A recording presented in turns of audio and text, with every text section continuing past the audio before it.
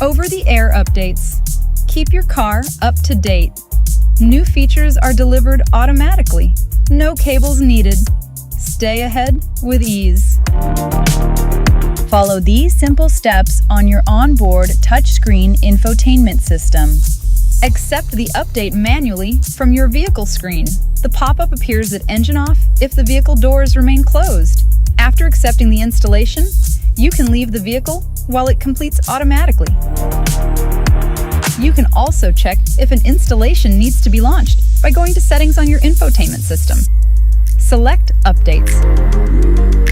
Here you'll see any new software available to install. Download occurs when the engine is on. The installation starts only when the vehicle is switched off, parked, and your battery is sufficiently charged. A progress bar is shown during update installation. After installation, a success message is shown on the main screen. After completing these steps, you are ready to enjoy everything your connected services can offer. For more details, please contact Vauxhall Customer Service via My Vauxhall app.